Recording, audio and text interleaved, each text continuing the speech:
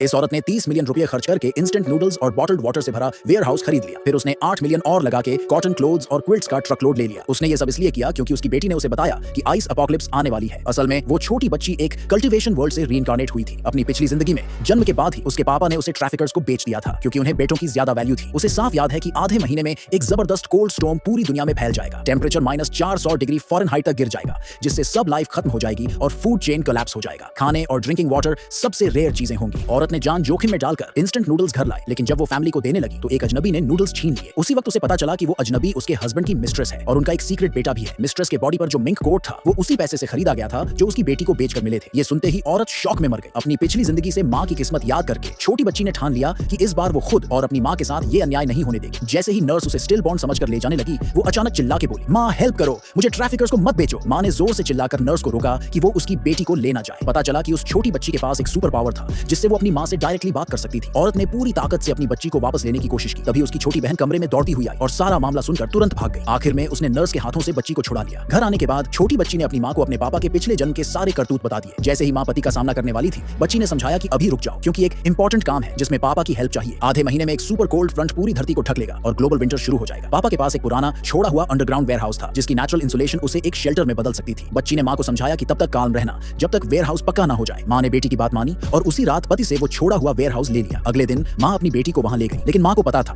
कि अगर वहां सप्लाई स्टॉक पाइल करनी है तो वो अकेले नहीं कर पाएगी। इसीलिए उसने अपनी 3 पुरानी सहेलियों को बुलाया जो पहले उसके साथ लड़ चुकी थी और उन्हें आने वाले अपोकलिप्स के बारे में बताया। ये सुनकर सब शॉक हो गए और ये सोचकर चिंता में पड़ गए कि वेयरहाउस में शायद लाइफ टाइम भर का सामान स्टोर करना पॉसिबल ना हो। छोटी बच्ची ने एक्सपेल किया और सबको अपने ऑल्टरनेट स्पेस में ले गई। उसने बताया कि ये स्पेस पूरी अर्थ जितना बड़ा है और इसमें अनलिमिटेड सप्लाई स्टोर हो सकती है, वो भी हमेशा फ्रेश हालत में। फिर सबको वापस रियल वर्ल्ड में ले आया गया और सबको यकीन हो गया कि ये कोई सपना नहीं था। सब लोग छोटी बच्ची की मिरेक्युलस पावर्स देखकर हैरान रह गए। बच्ची ने याद दिलाया कि सिर्फ सप्लाईज इकट्ठा करना ही नहीं बल्कि एक कोल्ड प्रूफ शेल्टर भी बनाना होगा। तीसरी बहन जो एक एरोस्पेस इंजीनियर थी बोली कि उसके पास एरोगेल जैसे मटेरियल्स का एक पैच है, लेकिन खरीदने के लिए बहुत बड़ा फंड चाहिए होगा। दूसरी बहन ने ऑफर किया कि वो अपनी $1 ट्रिलियन कंपनी बेच देगी और चौथी बहन ने एग्री किया कि वो फॉरेन आर्म्स डीलर से वेपन्स खरीदेगी ताकि इमरजेंसी हैंडल हो सके। कुछ दिन बाद उन्होंने अपने प्लान के मुताबिक सप्लाईज जुटा ली और वेयरहाउस को परफेक्ट सैंक्चुअरी बना दिया। तभी औरत को अपने हस्बैंड का फोन आया कि तुरंत घर आकर डिवोर्स पेपर्स पर साइन करो। बहनों ने हस्बैंड को स्कमबैग कहा कि उसकी सक्सेस में उनका भी बड़ा हाथ था। बहनों की सलाह मानकर औरत ने डिसाइड किया कि वो उसे डिवोर्स लेगी, लेकिन डूम्सडे में सिर्फ 2 घंटे बचे थे। उसने पति से उसकी कंपनी के एक्स्ट्रा कॉटन क्लोथ्स और क्विल्ट्स मांगे और इवन उसको सलाह दी कि वो भी सप्लाई स्टॉक कर ले, लेकिन पति ने उसे पागल कहकर हंसी उड़ाई। उसे वर्ल्ड अपोकलिप्स की बात पर यकीन नहीं था। जैसे जैसे 8 बजे पास आ रहा था, सब लोग नॉन स्टॉप मेहनत करके सप्लाईज अंडरग्राउंड वेयरहाउस में ले जा रहे थे और ठीक वक्त से पहले काम खत्म हो गया। अब सब बैठकर सोच रहे थे कि शायद सच में अपोकलिप्स ना आए और वो लोगों के मजाक का निशाना बन जाए, लेकिन उन्होंने ठान लिया था कि अगर अपोकलिप्स ना भी हुआ तो वो सब कुछ फिर से जीरो से बना लेंगे। और फिर ठीक 8 बजे बिजली कड़की, बादल गरजे और सच में वही अपोकलिप्स शुरू हो गया जो छोटी बच्ची ने पहले ही प्रेडिक्ट कर दिया था।